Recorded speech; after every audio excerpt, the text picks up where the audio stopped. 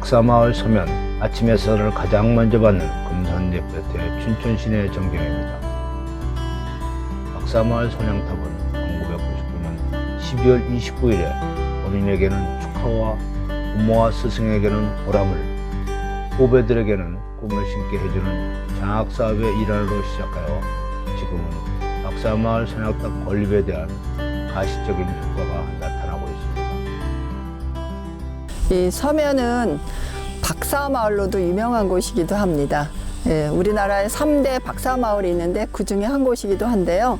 서면이라는 곳이 인구는 한 4,000여 명 정도 되고요. 가구 수는 1,600가구가 되는 작은 마을입니다. 북한강을 끼고 이렇게 물가를 옆으로 두고 형성된 마을인데 많은 인구가 많지는 않은 거에 비해서 박사가 많이 배출된 그런 지역입니다. 서면도서관은 서면 박사마을에 있는 작은 도서관입니다. 이 서면 도서관의 입구로 들어가 보면 서면의 박사 논문 자료가 잘 비치되어 있는 것을 볼 수 있습니다. 예, 보신 바와 같이 서면 도서관에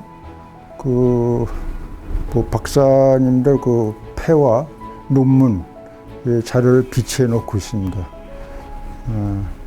우선 1번 송병덕 박사님, 2번 박종진 박사님, 3번 한승수 박사님, 이게 쭉 번호 순서대로 배열을 했습니다. 세 분, 170, 171, 172번 박사님이 배출됐고요. 이어서 이제 순서에 의해서 계속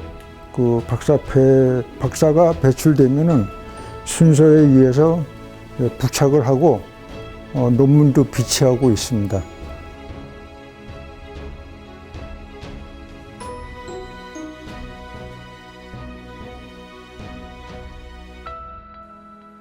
여기에 비치되어 있는 96호 박은영 박사님의 논문집을 하나 꺼내보도록 하겠습니다.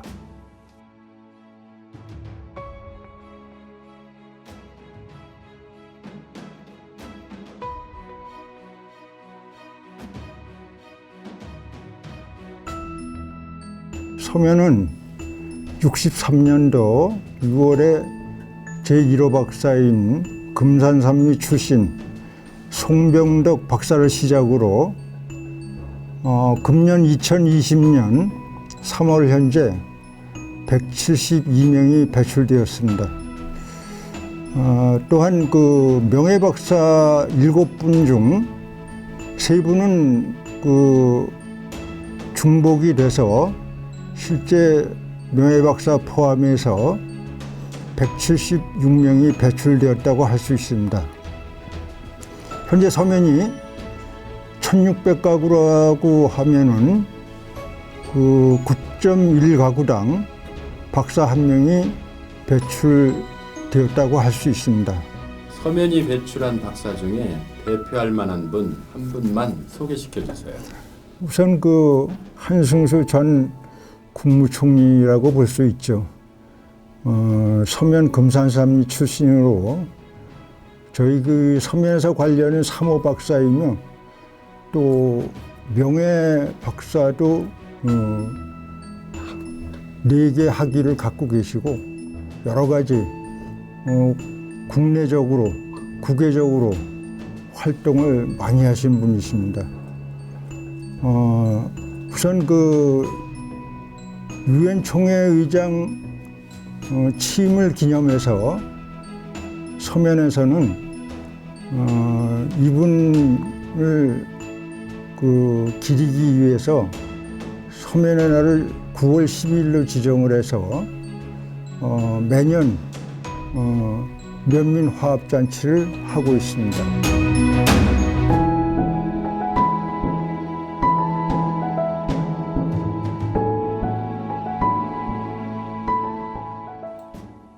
그럼 서면 박사 3호인 한승수 전 국무총리님의 논문이 비치된 서재를 살펴보면 굉장히 많은 책과 함께 논문집이 비치되어 있습니다. 멀티플레이어 경제학자 한승수라는 책에는 대외적으로 활발히 활동을 하시는 모습의 사진이 담겨 있는 걸 볼 수 있습니다.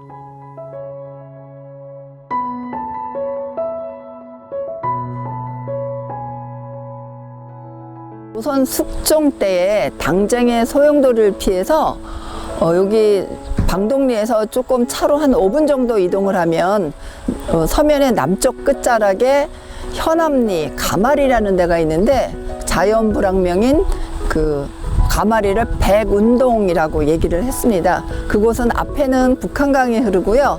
남쪽, 서쪽, 북쪽으로는 산으로 막혀 있기 때문에 그 외지인들이 이렇게 접근하기가 어려웠던 그런 지역적 특성을 갖고 있다 보니까 그 유배지로 안성맞춤이었던 그런 곳이었답니다. 그래서 그 숙종 때에 당쟁의 소용돌이를 피해서 그 영의정급 김수흥 또 참판급인 김수중 이런 분들이 춘천에 와서 이제 와서 머무르셨어요. 그럴 때 그의 조카 김창협이나 김창흡이 이 지금 얘기하는 백운동에 와서 은거를 하게 됩니다. 근데 그분들이 와서 가만히 계신 게 아니라 서면을 비롯해서 이 춘천시 인근에 있는 유학생들을 가르쳤습니다. 그래서 그때 당시에는 과거 시험을 보러 가기 전에 이 백운동에 와서 그 예비 시험이라 그러죠. 우리 지금 얘기하는 수능 시험을 보듯이 그렇게 예비 시험을 보고 과거 시험을 보러 갔다고 합니다. 그래서 그런 학풍이 이렇게 이어져서 내려왔다고 보시면 좋을 것 같고요. 여기 서면의 지역에 계시는 우리 부모 중에서 특히 어머니들의 높은 그 교육열, 춘천 시내 소양강변에 번개시장이라고 혹시 들어보셨는지 모르겠는데 번개시장에 가면 말 그대로 새벽에 반짝 시장이 열린다 그래서 번개시장이라고 칭하는데 그곳이 서면의 아낙네들이 머리에다가 광주리에다가 농작물을 이고 지고 나가서 판매하던 그런 시장입니다. 그러니까 우리 어머니들이 당신네들은 고생스러워도 자녀들은 더 넓은 세상에 나가서 더 넓은 꿈을 키우라는 그런 의미로 열심히 뒷바라지를 해주셨어요. 그리고 우리 자녀들의 그에 못지않은 향학열이 조화를 이루어서 많은 박사가 배출되었다고 할 수 있는데요. 그러다 보니까 한때 재밌는 얘기가 뭐냐면 90년대 초반쯤에 그 박사 마을이 이제 전국에 알려지기 시작합니다. 전형적인 여기 농촌 마을이었는데 그 수도권에서 이렇게 정보가 빠르신 분들이 여기 와서 모텔을 짓기 시작했어요. 네 곳에 그 숙박시설이 생기면서 결혼식을 끝낸 그 신혼부부들이 신혼여행 가기 전에 이곳에 와서 하룻밤을 묵었다 가는 그런 아주 또 재밌는 일이 있었습니다. 그러니까 우리나라의 그 부모들이 교육열이 굉장히 대단합니다. 거기에 못지않게 이 서면에 우리 어머님들의 교육열 또 이상 높았다고 칭찬하고 싶고요.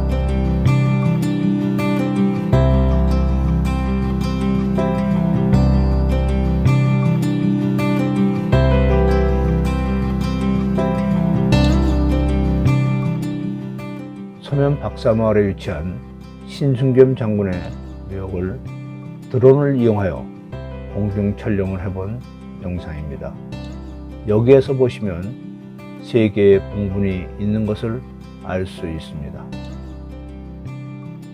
박사마을이 우리 서면에 신순겸 장군 묘역이 있어서 그 터가 아주 그 기가 충만한 풍수가들이 탐을 낼 수 있는 그런 좋은 명당터가 있어서 박사가 많이 배출됐다고 하는 풍수하시는 분들의 결과론적인 그건 설일 뿐이고요. 신순겸 장군에 대해서 말씀을 드리면 이분은 태어나신 연도가 정확하지 않습니다. 우리 모두 생년월일이 있지만 이분은 혼란스러웠던 신라 말기에 태어났었을 거라는 학자들의 추측일 뿐이고요.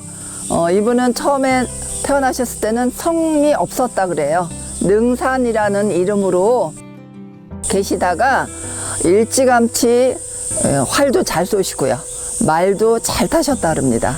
그래서 젊은 시절에 그 궁예에 마군 장구로 활약을 하셨다 그래요. 그래서 일찌감치 이렇게 활약을 하시다가 궁예가 날이 갈수록 폭정이 심해지다 보니까 그 여러 신하들하고 태조 왕건을 추대를 해서 고려라는 나라를 개국하는 1등 공신이 되셨어요.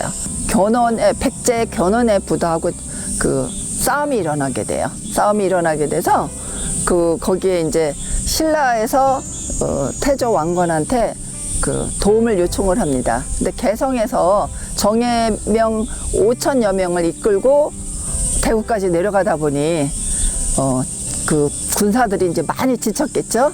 그 견훤의 부대들은 이 군사들이 지친 거를 이미 이제 알고 매복을 하고 있다가 같이 이제 싸우게 돼요. 왕건이 위험에 처하게 됩니다. 그러다 보니까 신순겸 장군이 왕건의 이 용안하고 비슷하게 생겼다 그래요.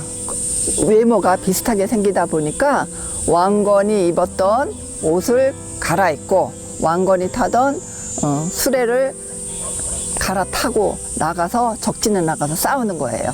그러다 결국은 이제 김락 장군하고 싸우다가 돌아가셨죠. 그러다 보니까 그 틈에 그 백제 견훤 그 군대들은 그 장절공이 태조 왕건인 줄 알고 목을 잘라서 이제 그 견훤한테 갖다 주게 돼요. 목이 잘렸기 때문에 그 목 없는 시신을 예장하기에는 왕건 입장에서 너무 비통한 거예요. 그래서 목 없는 그 두상을 황금으로 만들어서 여기 서면 장절공 신순겸 묘역에다가 모셨다 그래요. 근데 이제 금이라는 게 예나 지금이나 귀한 보석이다 보니까 도굴에 염려가 돼서 한 분인데도 불구하고 봉분이 3개인 우리나라에서 유일한 이런 봉분의 형태를 가진 그런 묘역입니다. 신순겸 장군 묘역으로 들어가는 입구에 신장정공을 소개하는 안내판과 표지석을 보면 신순겸 장군님의 그 옛날에 활발히 활동하셨던 내용을 잘 이해할 수 있습니다.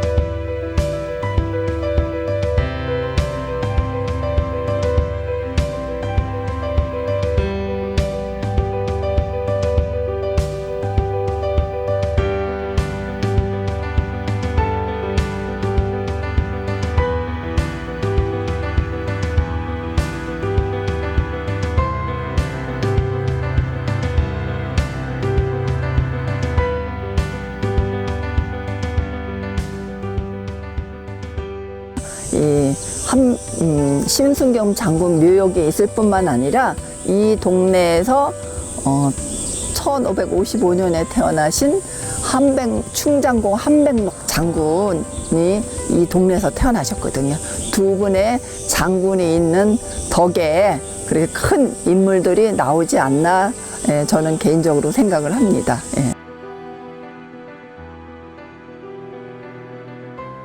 서면 박사마을의 장군길 안내판을 보면서 한백록 장군의 묘역을 드론 촬영한 영상을 보도록 하겠습니다.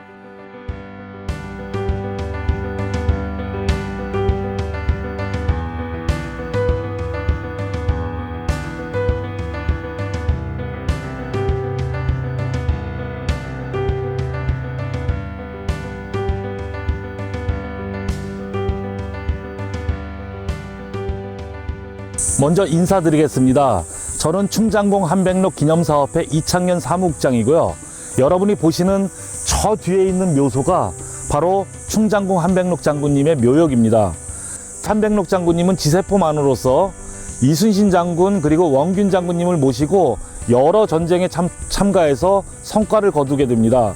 특별히 1차 전투였던 목포해전에 참여하셔서 큰 공을 세우시고 부산진 첨사로 발령이 나시고 그 이후에도 여러 가지 노력을 하시다가 우리가 잘 아는 한산대첩에 참가해서 큰 공을 세우시게 됩니다. 이 춘천 출신의 한백록 장군님이 머나먼 남해까지 가서 순국을 하셨는데 마침 그곳에 함께 있었던 노비 득충이란 사람이 이 장군님을 정성껏 모시고 춘천까지 오게 됩니다. 그래서 저희가 춘천시하고 의논해가지고 신승겸 묘역에서 출발해서 양진마을을 거쳐서 장군봉 올라갔다가 이곳 한백록 묘소까지 오는 길을 서면 장군길이라고 명명을 했고 이쪽 지역이 특별히 장군과 관련된 연관들이 많은 것 같습니다.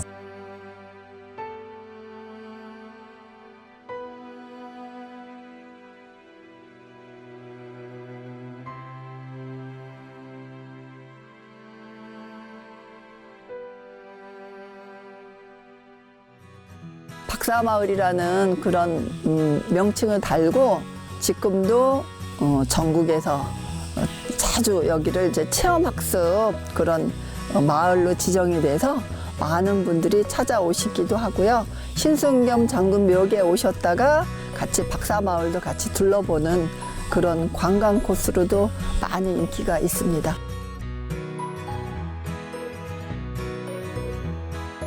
금년도에는 저희가 그 박사마을 브랜드화 사업을 추진할 계획입니다.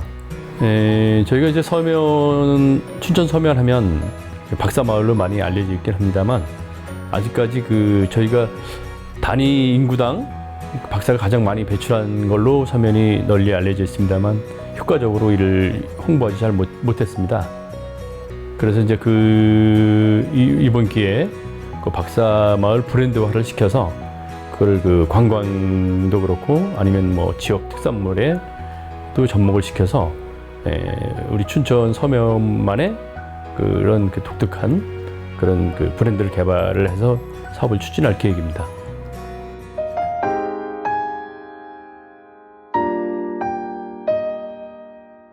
사막산과 박사마을, 도송 송병훈, 의암호 넘어 얌전히 앉아있는 봉이산, 어머니의 따뜻하고도 인자하신 모습, 누구라도 그 품에 안겨보고 싶어 했다. 그곳을 지키려 뒤편 북쪽은 오봉산이, 남쪽 금병산, 동쪽은 대룡산이 서 있고 서쪽 사막산은 소양강 건너서 지켜본다. 사막산 좌우로 10개 마을 인구는 4,000명, 1,900세대로 박사수가 10가구당 1명꼴. 자식 성공은 어머니의 극진한 정성의 꽃. 야무진 자식 교육, 부모님의 뜨거운 사랑, 사막산하 고을의 깊은 정기 세상에 퍼져 박사로 박사마을 새 이름으로 태어났다. 용화봉, 청운봉, 등선봉을 뜻하는 사막산, 산봉의 의미대로 많은 인재가 배출돼서 춘천, 한국, 세계의 이름을 떨친 박사마을.